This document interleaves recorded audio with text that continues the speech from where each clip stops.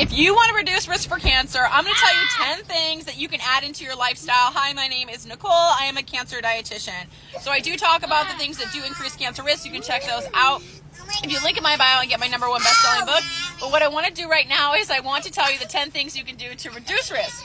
#1 is 2/3 of your plate should be filled up with plant foods. Plant foods are going to be whole grains, fruits, veggies, nuts, seeds, beans, and legumes. You want to add these in 2/3 of all your plates. #2 is you do not want to have more than 18 ounces of red meat each week. Okay, so this is going to be like beef, lamb, or pork. A lot of people don't think that pork is red meat. It is. So just make sure to keep each week 18 ounces or less of red meat.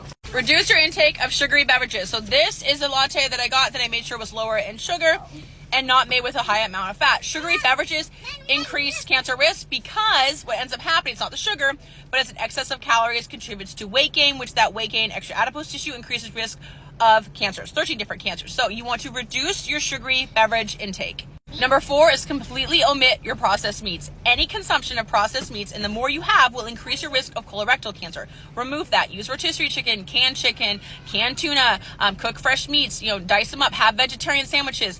Don't use processed meats. #5 is go alcohol free. Remove alcohol from your life. As much as you can limit would be great. 0 is really best. But if you just reduce the amount of alcohol you take, you're going to reduce your risk of 6 cancers, which is awesome. You're going to reduce your risk for stomach cancer, colon cancer, breast cancer, mouth throat cancer, and liver cancer. So start removing the alcohol, all types of alcohol. #6 is more movement. So there's 2 different ways that you can reach per week for physical activity to reduce risk of so many different cancers. So 150 minutes of moderate physical activity, which is defined by it is difficult to have a conversation with someone. Like let's say you had a workout buddy. It would be hard to have a conversation with them. That would be a moderate level. So if you're cruising along like walking and you're having this great conversation and you're not out of breath, you're not at moderate physical activity. You need to get at moderate physical activity 150 minutes a week. Let's say you like to get really intense with your workouts. You like to work out vigorously, which is like you can maybe answer with like a single word during a workout or something like that. 75 minutes per week of that will reduce your risk of several cancers. Next one up is you want to choose food first and not use supplements to reduce your cancer risk. Do not seek out supplements as this special way to reduce cancer risk. It's not going to work. In fact, supplements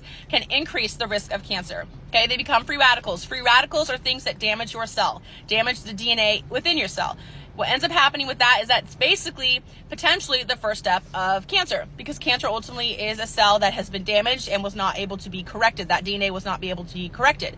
So you want to reduce your level of free radicals in your body. Well, high-dose supplements that are not prescribed by your doctor, if they're prescribed and monitored by your doctor, that's okay. But just going out and taking herbs and supplements that are not regulated, no one's telling you to take them except for somebody who's just trying to sell you an expensive supplement regimen. Those things are going to increase cancer risk. So remove the unnecessary supplements. #8 is when you go for grains, go for whole grains. You're going to see the little yellow stamp on your food products and it'll say whole grain. You want to choose more of those. Examples of that are like whole grain bread, whole grain bagels, whole grain English muffins, whole grain pasta, brown rice. Choose more of these. Are going to be higher in fiber. And you know what? Getting in 30 grams of fiber a day, you know what that does for you? It reduces risk of both breast and colon cancer, which is really awesome.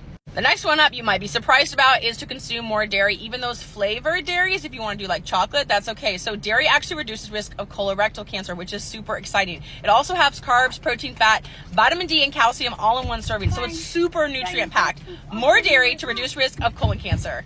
And lastly, you may be surprised by this one too, is to consume more soy as one of those plant foods. So often people shy away from soy. They think it's giving them estrogen. They think it's giving them hormones. They think it's unsafe. Sadly, a lot of cancer survivors are told to omit soy. That is not true. So soy is a plant food. It is amazing.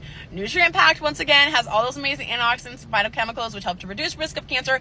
Add in more soy. If you want to learn more ways to reduce cancer risk, both during and after cancer treatment, link in my bio, get my #1 best-selling book. It is titled Sugar Does Not Feed Cancer. You're going to love it. Link in my bio and grab it today.